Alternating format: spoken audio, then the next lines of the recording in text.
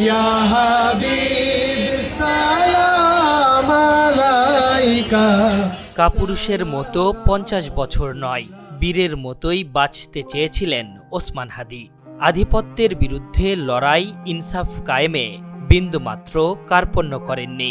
অন্যায়ের বিরুদ্ধে মিছিল করতে করতে বুকে বুলেট বিদ্ধ হতে চেয়েছেন, বরণ করতে চেয়েছেন শহীদি মর্যাদা। রাজপথে বীরের মৃত্যু আসার আগেই গুপ্ত ঘাতকের বুলেটে মৃত্যুর সাথে পাঞ্জা লড়ছেন জুলাই অভ্যুত্থানের অকুতভয় কণ্ঠস্বর ওসমান হাদি। তার গুলিবিদ্ধের ঘটনায় যেন আকাশ বাতাসও ভারী হয়ে উঠেছে। জুলাই অভ্যুত্থানের পর থেকে বছর জুড়ে আলোচিত চরিত্র ওসমান হাদি। মৃত্যু উপত্যকায় দাঁড়িয়ে বারংবার সাহসী বক্তব্য দিয়ে অনুসারীদের কাছে তুমুল প্রশংসিত হন। ইনকলাব মঞ্চের মুখপাত্রের পর ঢাকা ৮ আসনে নির্বাচনের ঘোষণা দিয়ে স্পটলাইটে ছিলেন তিনি।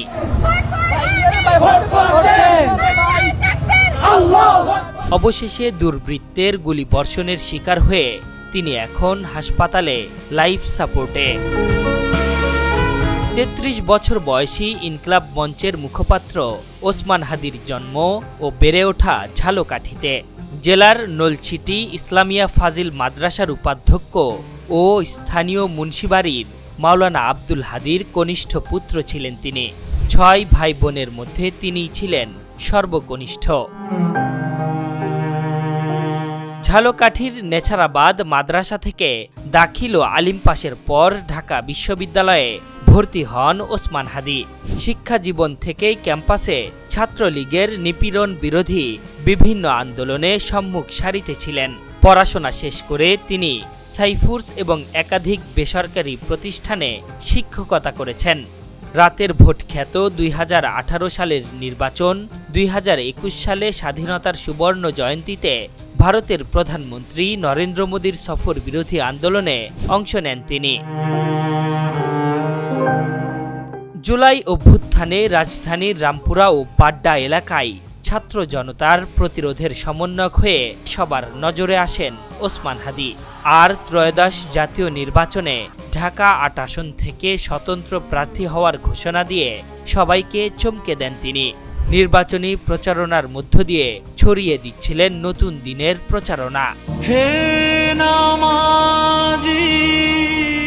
ব্যক্তি জীবনে ওসমান হাদি বরিশালের রহমতপুরে বিয়ে করেন।